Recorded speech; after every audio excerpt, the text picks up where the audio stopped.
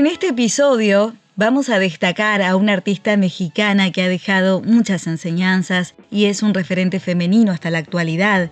Ella es Frida Kahlo, nacida en 1907 y murió en 1954, que ha dejado a través de sus obras la representación de su vida, marcado por el dolor físico, espiritual y el proceso de dependencia emocional que experimentó con su marido, el afamado pintor Diego Rivera. A raíz de la traición con su hermana, donde ella no logró deshacerse de la obsesión que sentía por él y murió siendo una mujer desesperadamente enamorada, hay diversas obras donde dejó reflejada su relación, tales como Diego y yo en 1949, el marido dibujado en el famoso Tercer Ojo, y su melena la asfixia mientras recuerda a su amado. Por ejemplo, otra obra, Collar de Espinas, en 1940, vestida de novia pensando en su marido como su total universo. Ha dejado un gran número de escritos, conservados en el Museo de la Casa Azul, donde el arte la ayudó a canalizar toda angustia y dolor. Por ejemplo, en una de las separaciones con su marido dijo: «Te necesito tanto que me duele el corazón». Fue la mujer más influyente, símbolo de perseverancia, de motivación y la contradicción de la importancia del rol de la mujer en la sociedad, como a su vez la codependencia hacia su esposo.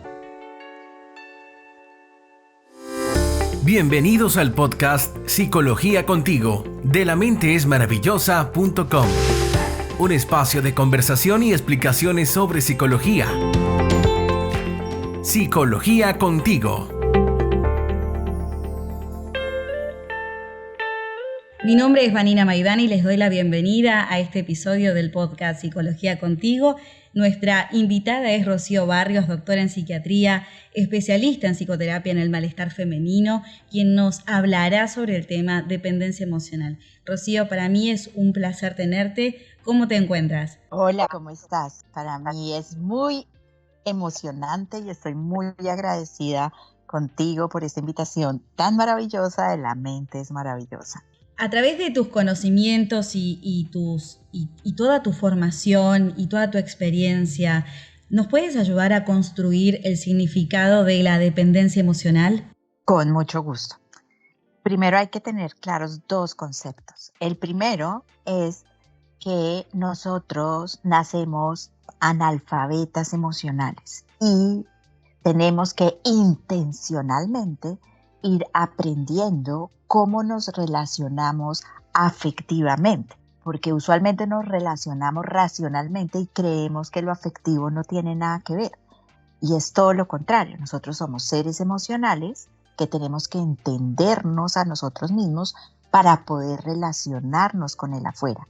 Lo que nos hace relacionarnos con el afuera no es el pensar, es cómo interpretamos nuestras sensaciones, interpretamos nuestras vivencias, interpretamos nuestros primeros momentos de vida, sobre todo la primera infancia, la forma como nos dieron las relaciones, como nos explicaron de una manera tácita, quiero decir, por ejemplo, que si tuvimos padres muy dictatoriales, esa es la manera tácita, o sea, la actitud de esa figura de autoridad nos generó un impacto emocional que interpretamos de una manera y que nos va a acompañar, si no lo trabajamos, si no lo hacemos consciente, en esa forma relacional el resto de nuestra vida.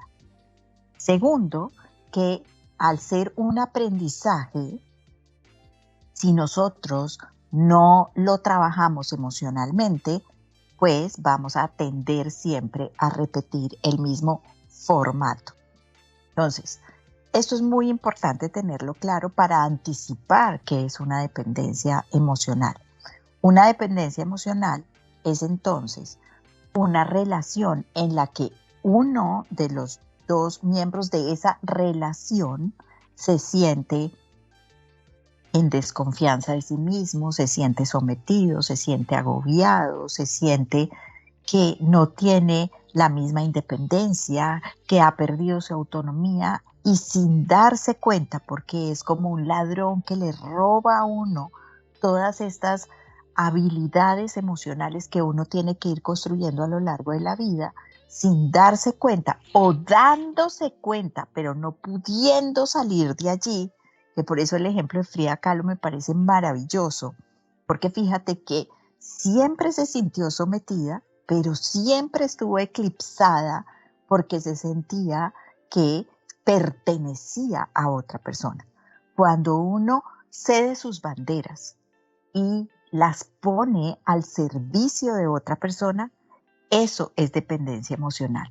Y hablo de otra persona porque no necesariamente es la pareja. Nosotros tenemos el mismo modelo relacional en mayor o menor grado con todo el mundo. Y mayor o menor grado depende del grado de intimidad que uno tenga con alguien, ¿no? Pero con los jefes, con los amigos, con los padres, vamos a tener más o menos el mismo modelo relacional de dependencia. Es lo típico, para poner un ejemplo, por ejemplo, de las personas que le hacen favores siempre a todo el mundo y no son capaces de decir que no, ¿no? Entonces, que un amigo les dice, por favor, ¿me puedes ir a recoger a las 2 de la mañana?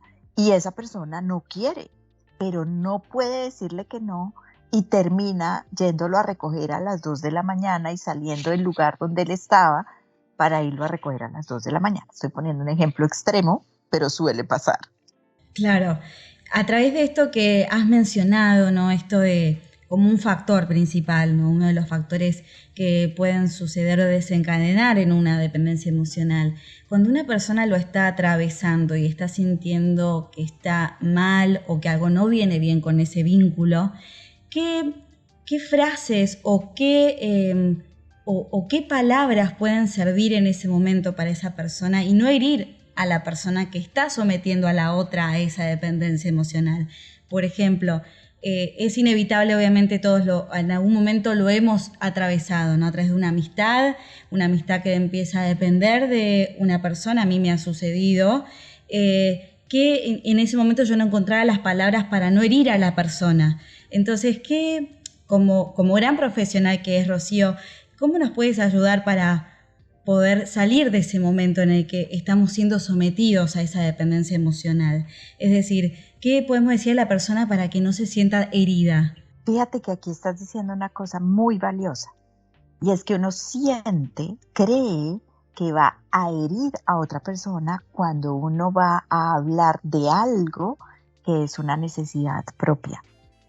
Y nadie hiere a nadie, sino que estamos acostumbrados a anteponer el bienestar del otro por encima del bienestar de uno, y también no estamos preparados realmente para tener conversaciones que lleguen a acuerdos y que los dos tengan el poder de poder. Entonces, primero que todo, cuando somos adultos emocionales, nada de lo que digamos va a herir a otra persona, va a molestar, va a incomodar, va a generar algún tipo de molestia, pero no es una herida. Cuando uno es niño, sí, lo hieren las personas adultas. ¿Por qué? Porque no tenemos los recursos emocionales para discernir que ese adulto está hablando desde lo que él interpreta. Pero cuando uno es adulto, sí puede hacerlo. Lo que pasa, insisto, es que toca trabajar en ello. Ese es el famoso aprendizaje emocional.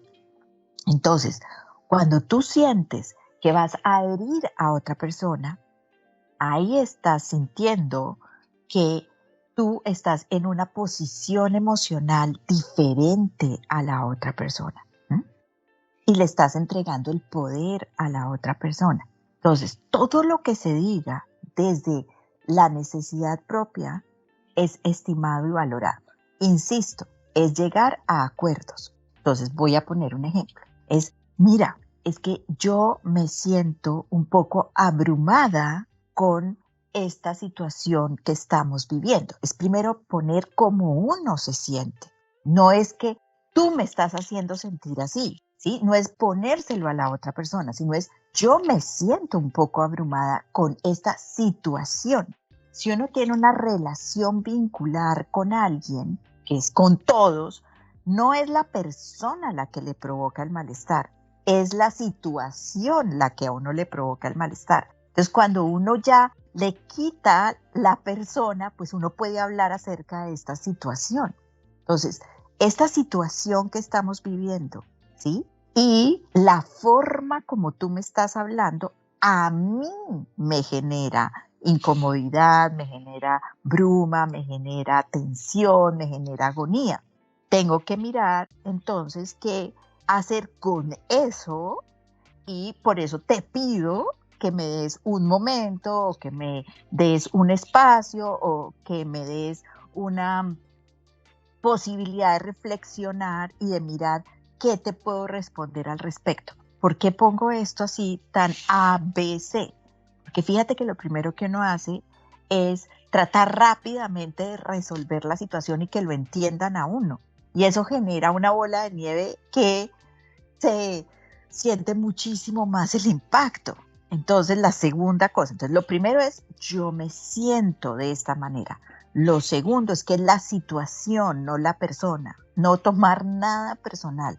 Y la tercera es dar un margen de espera para que uno pueda reflexionar.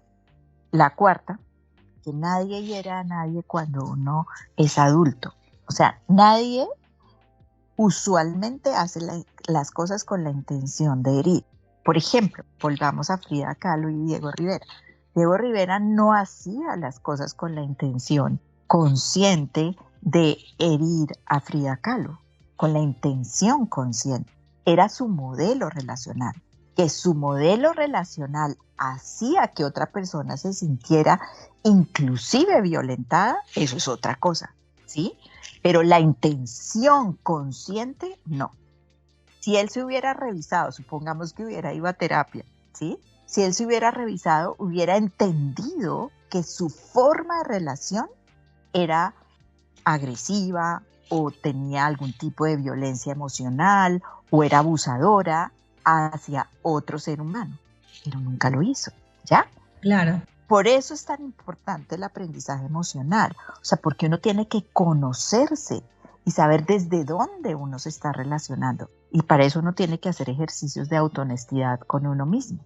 Es importante esto que habías mencionado antes de que somos analfabetos emocionales cuando somos niños, porque realmente no tenemos herramientas que venimos evolucionados ya desde un lugar trabajado psicológicamente. Y cuando vemos películas o leemos libros, o también en nuestro entorno, también nos alientan a la hora de encontrar una pareja, cuando dicen, por ejemplo, la frase es mi media naranja o encontré a mi media naranja, ¿podrías analizar desde un lugar, obviamente desde tu profesión, desde tu capacitación, esto que hemos creído, pero que lo que nos han contado, pero no es así? Entonces, esta media naranja, ¿qué tanto separa en la codependencia, que en verdad no es una media naranja que nos viene a resolver la vida, ¿no? Exacto, somos naranjas completas.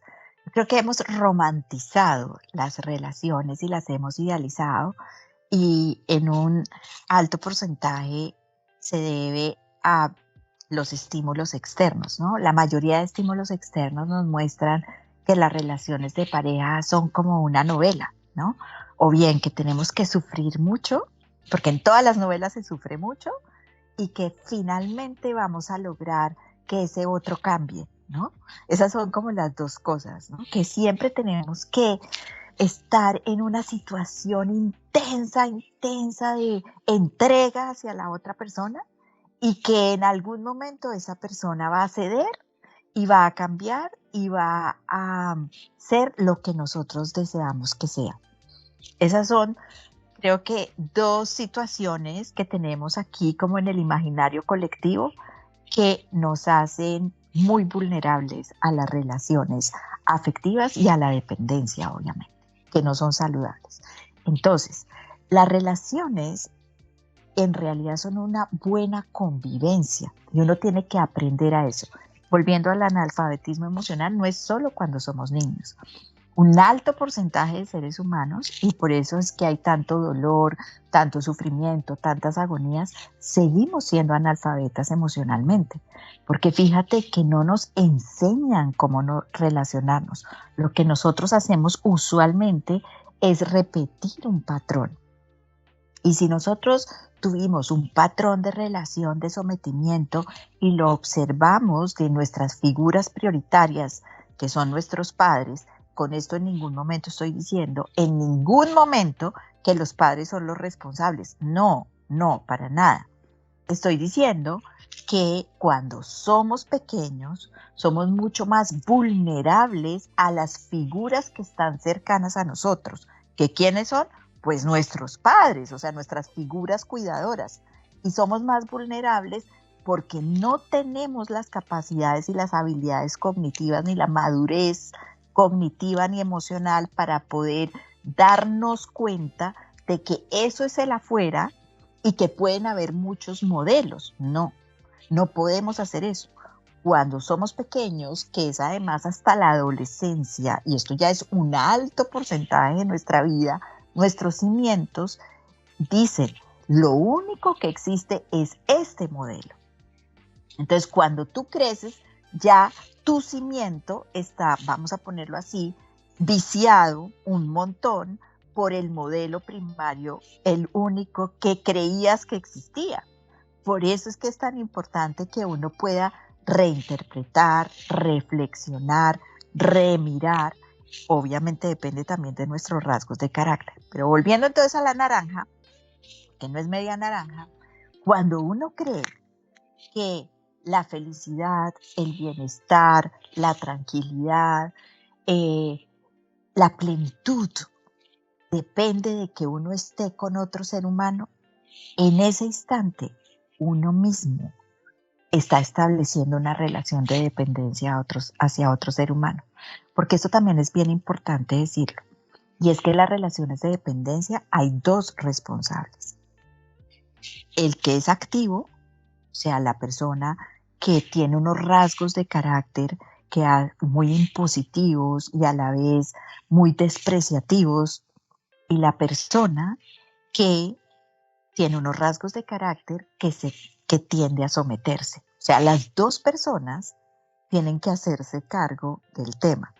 Es decir, nosotros en nuestro país tenemos un dicho que dice, para cada tiesto hay su arepa, ¿sí? Entonces, para cada tiesto, para cada situación de vida, hay una persona que hace la parte activa y hay otra persona que hace y que recibe eso, o sea, la parte pasiva, o sea, lo que lo recibe y la que lo ejecuta. Eso es súper importante tenerlo claro. Bueno, muchas personas nos están oyendo y están también aprendiendo o detectando también que pueden estar dentro de un vínculo de dependencia. ¿Cómo una persona puede detectar que empiezan o comienzan o cuándo son los inicios que comienza esa codependencia emocional? Reclave tu pregunta. Mira, la primera cosa que hay que tener claro es que mente y cuerpo son uno solo. O sea, el cuerpo es el primero que te manda señales y uno no las escucha.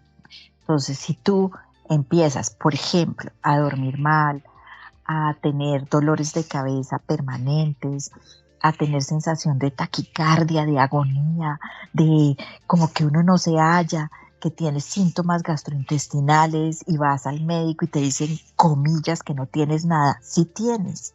Tu cuerpo te está diciendo, estás en hiperalerta.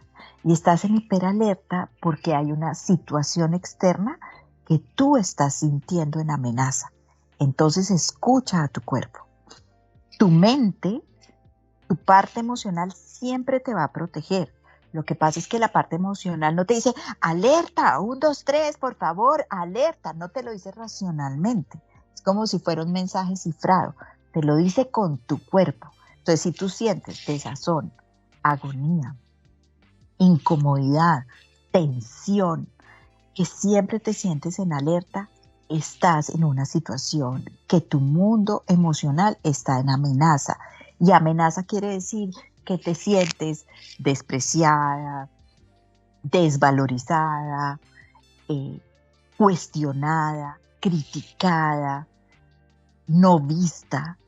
Eso es lo que tú sientes. Y la segunda es que te escuches a ti misma. Uno tiene conversaciones propias que uno hay veces justifica, ¿sí? Entonces, por ejemplo, Una situación que se ve mucho en la dependencia emocional es que siempre lo responsabilizan de cualquier conflicto. Entonces, digamos, voy a poner una cosa cotidiana, que se perdieron las llaves de la casa. Y es que tú fuiste la última que saliste, es que tú no las pusiste en su puesto, es que tú seguro las botaste, es que tú tal cosa. Cuando todo termina siendo responsabilidad tuya, estás en una situación de dependencia emocional y ahí tu mundo emocional te empieza a decir, esto no es protector, esto no es protector, esto no es protector, pero tú lo asocias y ahí es donde te justificas y terminas sintiendo, si de pronto sí fui yo, si de pronto yo boté las llaves, si de pronto yo lo hice mal. Y empiezas a hacerte cargo de un montón de cosas que tu mundo interno dice, pero por favor, no sigas lapidándote con algo que no es tu responsabilidad. Cuando dejan el nosotros, o sea, cualquier cosa que suceda en un vínculo, la responsabilidad es compartida. Nosotros nos pasó esto, independiente de, sigamos con las llaves. Se perdieron las llaves. ¿Dónde las pondríamos? O sea, ¿quién sería el último que las vio de nosotros dos? Eso es una conversación saludable, ¿sí? Eso es una buena convivencia. ¿Qué sería lo que sucedería? Esas son preguntas muy saludables, pero cuando es que tú, permanentemente, constantemente, a mediano o largo plazo, estás en una relación de dependencia y estás en riesgo emocional. Doctora Rocío, entonces, ¿la dependencia puede llegar a ser una adicción? Más que una adicción, es un abuso. La dependencia puede llegar a ser un abuso emocional. Y el abuso emocional te lleva a situaciones de angustia, de depresión, de desprecio hacia ti misma, de descalificación, o sea, te lleva a un riesgo emocional. Digamos que otra característica, otra trampa que tiene es que no puedes salir de allí fácilmente porque te das cuenta, pero no te das cuenta. ¿Por qué pasa esto? Por lo que estamos hablando. Donde se lacera más es en tu confianza. Las dependencias emocionales, lo que más laceran es tu confianza. Y tu confianza es la que te permite tomar decisiones y creer en ti, ¿sí? O sea, la confianza en uno mismo es lo que hace que uno crea en las cosas que uno piensa, que uno identifica, es lo que hace que uno tenga autonomía. Y lo que más lacera la dependencia emocional es la confianza. Entonces es como si tú estuvieras, digámoslo así, en un pozo de estos que son todos enlodados con mucho lodo y tú no te puedes mover. Entonces tú te das cuenta que estás en el lodo, pero como no tienes confianza, no tienes como un palo que tú misma construyas para salir del lodo. Entonces cada vez sientes que te estás hundiendo más y no tienes la motivación contigo misma de creerte. Esa es la gran trampa de la dependencia. Cambiando un poco el foco, ¿no? En cuanto al rol, el sujeto el que está sometido y después el que somete también, ¿no? A esa dependencia. Para poder detectar algunas características de esta persona que somete al otro, ¿qué señales pueden presentar para no repetir los mismos patrones? Son personas muy dictatoriales, que todo el tiempo están sintiendo que son los dueños de la verdad absoluta, que cualquier cosa que tú les dices no la reflexionan, sino que siempre están rebotando todo lo que tú dices. Esa es una característica. Otra característica es que al inicio son personas encantadoras, ¿no? Son estas personas que eclipsan a todo el mundo, son como un sol, llaman súper la atención porque necesitan de ello. Pues claro, en el inicio de las relaciones es maravilloso porque tú sientes que, wow, este ser humano tan fantástico me puso atención.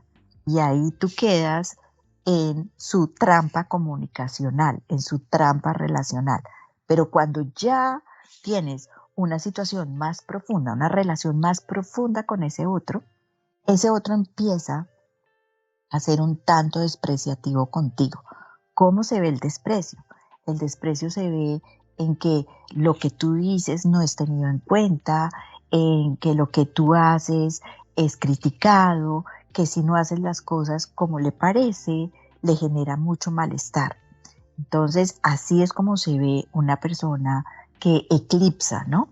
Y la tercera, hay más, pero estas son como las tres grandes, es una persona pasivo-agresiva. Pasivo-agresiva quiere decir que es una persona que tú ves siempre aparentemente lo más amable, lo más tranquila, lo más gentil, ¿no? Pero, por ejemplo, te hurga la vida tuya. O sea, por ejemplo, siempre está buscando cosas tuyas, como que desconfía de ti, como que nada de lo que tú dices es suficiente para él y es cómodo, como que te dice, sí, tú puedes hacer lo que quieras con tu vida, tú eres una persona pues absolutamente valiosa y adecuada, pero después se pone muy molesto, se pone furioso porque tú le dices, bueno, voy a ir esta tarde con mis amigas a tomarme un café. Y cuando tú llegas y te dice, sí, ve, claro, que pases feliz. Pero cuando tú llegas, está muy molesto porque fuiste con tus amigas a tomarte el café y no te lo dice explícitamente, sino te empieza a decir que te demoraste un poco más, que no dejaste la comida lista como él quería, o que él te estaba esperando y que había llegado temprano a casa para estar contigo. O sea, no lo dice de una manera explícita, sino lo dice como por entre las ramas y tú quedas como con un mensaje muy raro porque te dice, sí, claro, ve, hazlo, pero cuando tú llegas te dice, yo vine temprano para estar contigo y tú no estabas. Entonces eso fomenta mucha culpa. Doctora Rocío, bueno, como profesional que usted es y además no pueden obviamente contar experiencias con pacientes, cómo han logrado superar estas dependencias emocionales o cómo han logrado tratarlas, entendiéndose que hay una confidencialidad. Pero se podría partir desde los espacios terapéuticos donde trabajan, qué técnicas son prácticas muy efectivas para poder comenzar a tratar este proceso de la dependencia emocional. Te lo voy a decir en una frase y es reinterpretar la historia. Es tan importante revisarnos y remodelar la historia. El mundo emocional tiene una característica maravillosa y es que uno siempre puede volver a él, porque uno es un continuum y puede leer las cosas que uno creyó y que uno vivió de una manera y las puede reeditar. Entonces lo que hacemos en los espacios terapéuticos es reinterpretar la historia. Voy a ponerlo en genérico.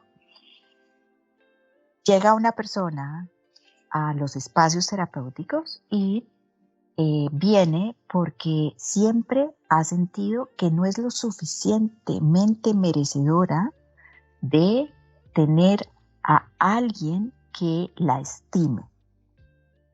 Esto estoy diciendo, no lo dicen de esa manera, lo dicen desde el relato de su vida cotidiana. ¿Qué es el relato de su vida cotidiana? Por ejemplo, que su pareja le ha puesto los cachos varias veces, que no la deja trabajar, que siempre que trata de hacer algo la critica, que se siente que cuando conversan o cuando tratan de tener un diálogo, ella siempre siente que termina perdiendo y está. ¿Cuál es la razón por la cual va a los espacios terapéuticos? Ni siquiera va por eso. Va porque se siente agobiada, desgastada, desmotivada, intranquila y ya estamos como en el fondo del pozo. Entonces, por esa razón, por angustia usualmente o por un gran malestar es que van a terapia. Cuando la palabra, porque la palabra es medicinal, tú tienes este relato en la terapia, nos empezamos a dar cuenta que tenemos una relación que está desequilibrada en ese poder de poder. Entonces, ¿qué tenemos que hacer? Pues hacernos cargo. ¿Y cómo nos hacemos cargo? Pues revisando cómo han sido los patrones relacionales a lo largo de su vida. Y ahí es donde nos damos cuenta que tenemos un patrón que ha sido con los profesores, con los amigos, con la familia. Y cuando llegamos a esas primeras situaciones de vida, esto no nos tardamos años, nos tardamos 3, 4 sesiones, de verdad, es impresionante. Cuando llegamos a esto nos damos cuenta, o bien que el papá y la mamá tenían un modelo relacional igual, que eso también la persona se da cuenta. Lo increíble y lo maravilloso es que no se ha dado cuenta que ha hecho el mismo patrón, porque como es tan metida la impronta en uno, pues uno no se da cuenta. Te lo voy a poner en un ejemplo muy sencillo. Si en tu casa siempre te dieron lentejas, a ti no te gustaban las lentejas, pero fue lo único que comiste durante 14 años de tu vida. O sea, desde que fuiste muy, muy pequeña hasta 14, 15, 16, 17 años o más que te vas de tu casa. Por más de que en las otras casas a veces te daban otras comidas y eso, ¿dónde queda la impronta? Pues en las lentejas, porque fue lo primero que te dieron durante mucho tiempo de tu vida.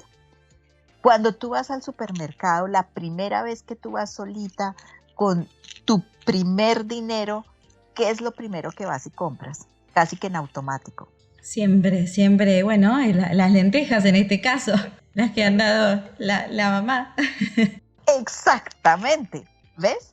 Así inconscientemente es que nosotros tenemos, el quick de la historia es que nosotros imitamos inconscientemente el mismo patrón. O sea, porque siempre se dice, no, es que yo no quiero tener este tipo de relaciones. O sea, la parte racional nos dice, no, yo no quiero tener esto.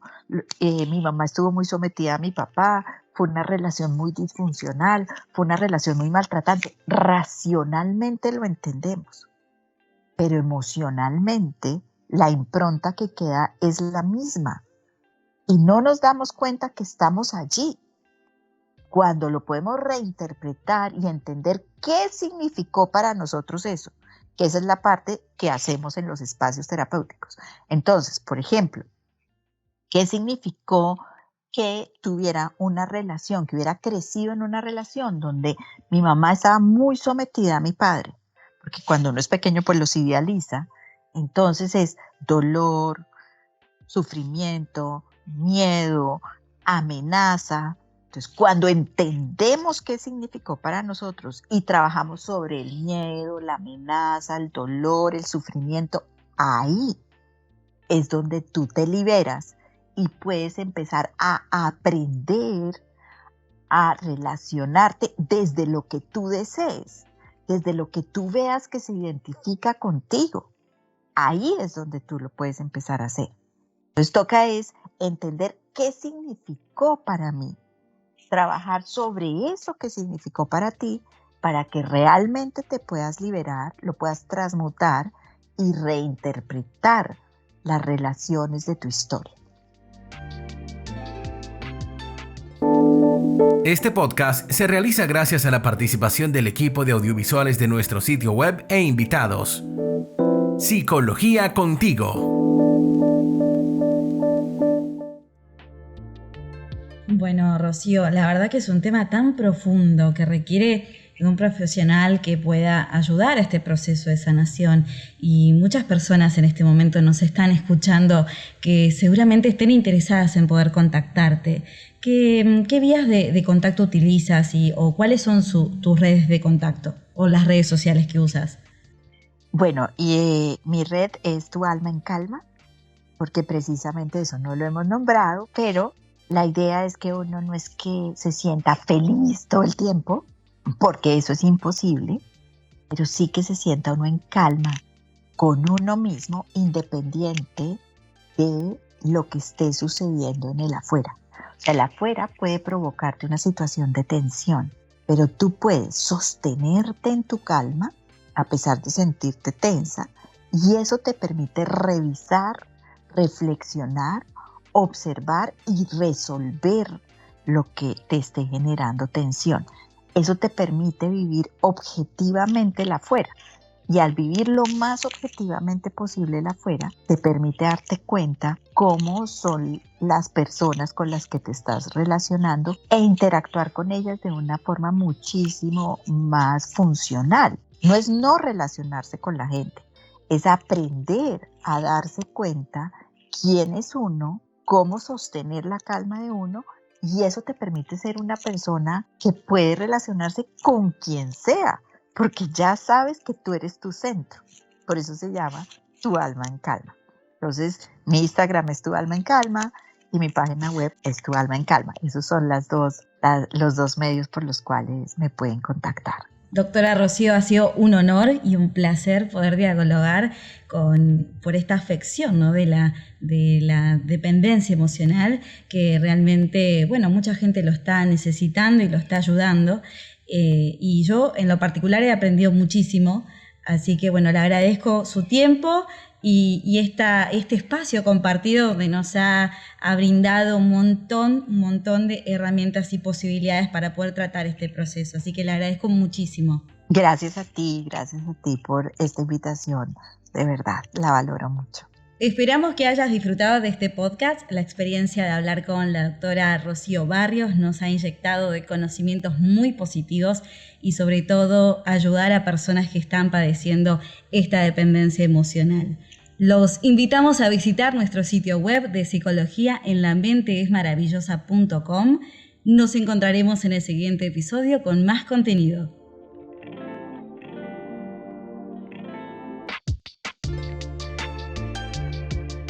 Escucha nuestro podcast Psicología Contigo de lamenteesmaravillosa.com.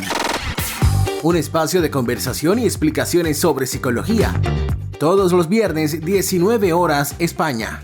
Psicología Contigo, un podcast de lamenteesmaravillosa.com. Esperamos que hayas disfrutado este podcast. Descubre más contenido sobre psicología en el sitio web lamenteesmaravillosa.com. Psicología Contigo.